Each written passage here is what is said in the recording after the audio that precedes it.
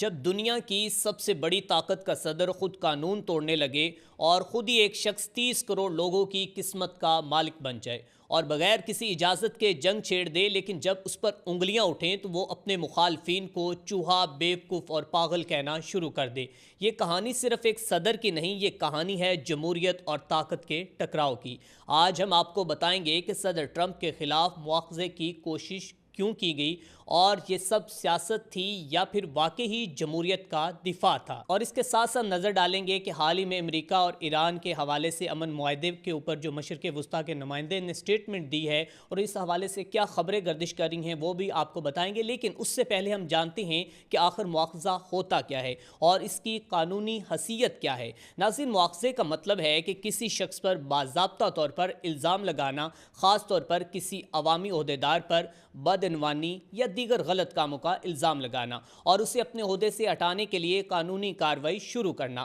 اگر مواخذے کی کارروائی کامیاب ہو جاتی ہے تو اس کا نتیجہ عام طور پر الزام لگانے والے شخص کو اس کے عوامی عہدے سے ہٹا دیا جاتا ہے۔ تو آئیے اب آپ کو بتاتے ہیں کہ امریکی صدر ڈونلڈ ٹرمپ کے خلاف ایک مواخذے کی اہم کوشش کے بارے میں۔ یہ واقعہ اس وقت کا ہے کہ جب صدر ٹرمپ ایران پر ممکنہ حملے کی بات کر رہے تھے اور انہوں نے کانگریس یعنی کہ امریکی پارلیمنٹ کی منظوری کے بغیر ہی یہ جنگ چھیڑنے کی کوشش کی۔ ایسا کرنے پر امریکی کانسٹیٹیوشن کے مطابق صدر کے خلاف مواخذہ یعنی کہ امپیچمنٹ کی کارروائی شروع کی جا سکتی ہے، یعنی انہیں ان کے عہدے سے ہٹایا جا سکتا ہے۔ یہ مواخذے کا مطلب ہے اور یہ امریکہ کے اندر اس سے پہلے بھی ہو چکا ہے، وہ آگے چل کر آپ کو بتاتے ہیں۔ یہ مواخذہ جب پیش کیا گیا تو ایک ڈیموکریٹک رکن کی جانب سے، جو کہ کانگریس آل گرین کے ایک رکن تھے، اور ان کا کہنا تھا کہ ٹرمپ نے صدارتی اختیارات کا غلط استعمال کیا اور امریکی عوام کو ایک ایسی جنگ میں دھکیلنا چاہا جس کی کانگریس سے اجازت نہیں لی گئی۔ ناظرین، آل گرین نے جذباتی انداز میں کہا کہ ایک شخص کو 30 کروڑ افراد پر حکمرانی کا خودکار حق نہیں دیا جا سکتا،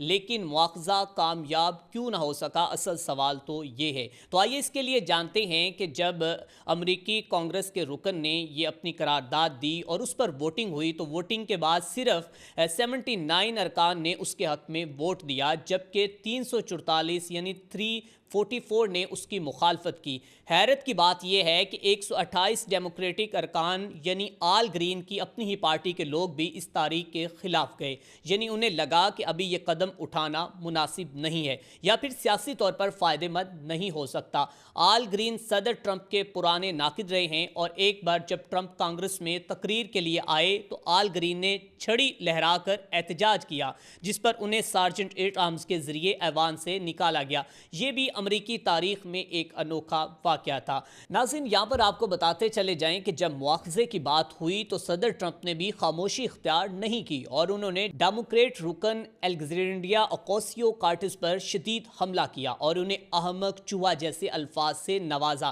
جواب میں کارٹز نے بھی بہت مہذب مگر طنزیہ انداز میں کہا، جناب صدر، مجھ پر غصہ مت نکالیے، غصہ اس شخص پر نکالیے کہ جس نے آپ کو آئین اور عوام کے ساتھ دغا دینے پر اکسایا۔ لیکن ویورز، آپ کو یہاں پر بتاتے چلے جائیں کہ یہ پہلا موقع نہیں تھا کہ جب صدر ٹرمپ کو مواخذے کا سامنا کرنا پڑا۔ اگر جنوری 2021 کی بات کی جائے تو 2021 میں بھی ان پر ایک اور مقدمہ چلا اور اس وقت پر ان پر الزام یہ تھا کہ انہوں نے واشنگٹن میں کیپٹل ہل پر حملہ کرنے والے لوگوں کو خود اکسایا، جس میں 4 افراد مارے گئے تھے۔ یہ واقعہ اس وقت پیش آیا کہ جب ٹرمپ صدارتی الیکشن ہار چکے تھے اور نئے صدر جو بائیڈن کی تقریب حلف برداری ہونے والی تھی، اور اس حملے نے پوری دنیا کو حیران کر کے رکھ دیا کہ ایک جمہوری ملک میں صدر کے حامی کیسے پارلیمنٹ پر دعویٰ بول سکتے ہیں۔ اس لیے اس وقت بھی ان کے خلاف مواخذہ ہوا، لیکن دنیا کو یہ پیغام جائے کہ جمہوریت کے خلاف ایسے کسی قدم کی اجازت نہیں دی جائے گی، تو چاہے وہ امریکہ میں ہی کیوں نہ ہو۔ تو دوستو، یہ سب کچھ ہمیں ایک بڑا سبق یہ دیتا ہے کہ جمہوریت صرف انتخابات کا نام نہیں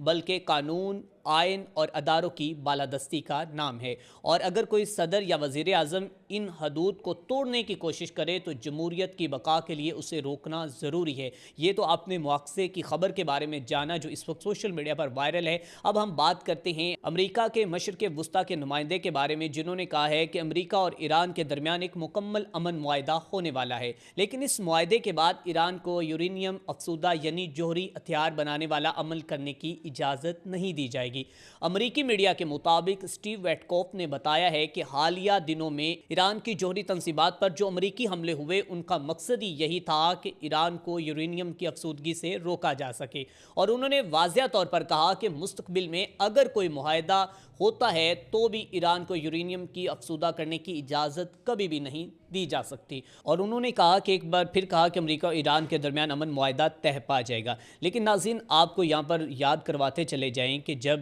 پہلے امریکہ نے ایران کی 3 جوہری سائٹس پر حملہ کیا تو بمباری کی تھی، تو امریکی صدر ڈونلڈ ٹرمپ کا دعویٰ یہ تھا کہ ان حملوں سے ایران کی جوہری تنصیبات کو تباہ کر دیا گیا ہے۔ ادھر ایران اور اسرائیل کے درمیان پچھلے 12 دن سے جاری جھڑپوں کے بعد صدر ٹرمپ نے منگل کو جنگ بندی کا اعلان کیا، اور صدر ٹرمپ نے دونوں ملکوں سے اپیل کی کہ جنگ بندی کے خلاف ورزی نہ کریں، اور اگر کسی جانب سے خلاف ورزی ہوئی تو اس وقت پر سخت ناراضگی کا بھی اظہار کریں گے۔ اسی حوالے سے انہوں نے اسرائیل سے ناراضگی کا اظہار کیا ہے کہ انہوں نے جنگ بندی کا جو ایک معاہدہ تھا اس کو بھی توڑنے کی کوشش کی، اور اس کے ساتھ ساتھ آپ کو بتاتے چلے جائیں کہ امریکی صدر ڈونلڈ ٹرمپ نے اپنی جو کہ میڈیا کے اوپر بھی